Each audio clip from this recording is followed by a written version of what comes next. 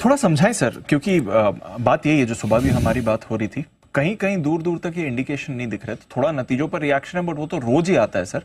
आज ऐसा क्या हो गया जो इतनी बड़ी गिरावट आ रही है? और इंडसइंड बैंक देख लीजिए, बाकी स्टॉक्स देख लीजिए, मिड और स्मॉल कैप्स देख लीजिए, कुछ ऐसा ग्लोबल संकेत नहीं आया, तो ये ट्रिगर आया कहां से सर इतनी बड़ी गिरावट का? क्या हुआ है सर?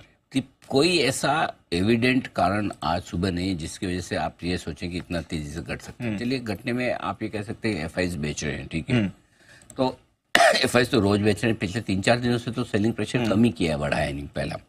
दूसरा, नतीजों के लिहाज से अगर आप सोचें कि घट सकते हैं, तो नतीजों के लिहाज से आज एफएमसीजी के नंबर्स तो ठीक ही थे, कोई ऐसी खराबी वाले नंबर्स थे नहीं, ठीक है।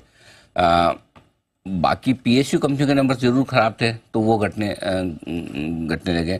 बैंक्स में ऐसा, आप इंडसइंड बैंक के नंबर्स ठीक है, अकेले बैंक इंडसइंड बैंक के खराब है, बाकी तो किसी ने इतने खराब नंबर दिए नहीं।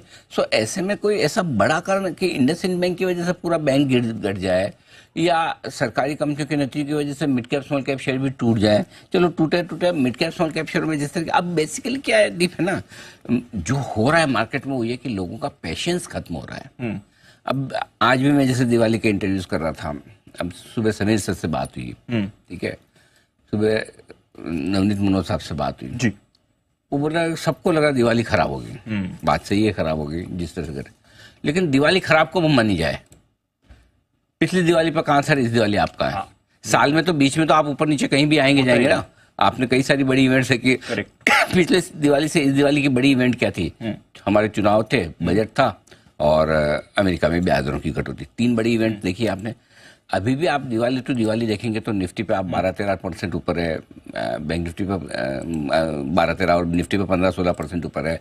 मिड कैप शेयर में आज की गिरावट निकाले तो मिड कैप शेयर में 32-33% ऊपर है, स्मॉल कैप में 35% ऊपर है। तो खराब कैसे हुए? अब रहा सवाल लेवल्स का।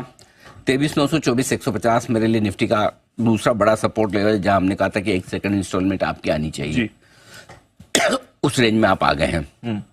आज इंतजार कर लें, वैसे तो आज भी डालें तो हर्ज नहीं है।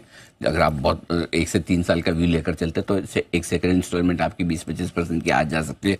थोड़ा सेफ रहना चाहें तो मंडे देख लें, करेक्ट है, बट उस रेंज में आ चुके हैं। बैंक निफ्टी आपका डबल बॉटम बनाने की प्रोसेस कर रहा है। 50-375, 50-575 की रेंज है। 50-200 हमने फ्लूक में छुआ था, तो 50-200 से 50-500 ब्रॉडली ये मान लो कि आपका लास्ट सपोर्ट जोन एक और है बैंक निफ्टी पे। इससे पहले कि वो ब्रेक डाउन थे, वहां पर पहुंच चुके हैं। दीप, एक आंकड़ा बताना चाहता हूँ बैंक निफ्टी पर। 50 ट्रेडिंग सेशन से आप 50,000 के ऊपर बंद हो रहे हैं। 94 ट्रेडिंग सेशन से 49,750 के ऊपर बंद हो रहे हैं। तो ये 49,750 से 50,000 की रेंज जो है ना, ये बैंक निफ्टी आसानी से तोड़ेगा नहीं है। तो बैंक निफ्टी में यहाँ 1-1.5% से ज्यादा की रिस्क अभी इमीडिएटली नहीं दिख रही।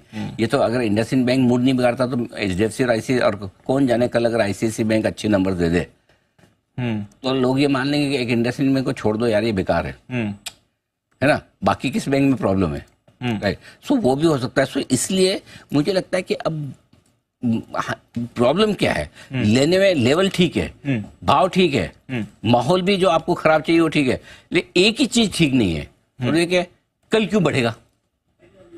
पहले क्या होता था कि कल बढ़ेगा, आज वो कॉन्फिडेंस नहीं कि कल बढ़ेगा, अगले हफ्ते बढ़ेगा। आप ले भी लोगे ना तो आपको ये पता है कि जल्दी है। सो इसलिए आप अपने बाइंग के डिसीजन को पोस्टपोन करते हो। आज नहीं, कल ले लेंगे, परसों ले लेंगे, कहाँ जा रहा है? और जितना आप पोस्टपोन करते हो उतना ज्यादा सस्ता मिलता है। सो आई थिंक थोड़ा थोड़ा पेशेंस वाली चीज है। अगर व्यू साल भर से कम किया है या 6 महीने से कम का है तो फिर आराम से थोड़ी देर देखिए, स्टेबल होने दे, फिर लीजिए, भले थोड़ा ऊपर लेने पर को मिले। लेकिन ओवरऑल कुल मिलाकर मुश्किल भरा मार्केट है, इसमें कोई डाउट नहीं है। और ऐसे में पैसे बचाने पर लोगों में ज्यादा फोकस है, और वही होना भी चाहिए, वही होना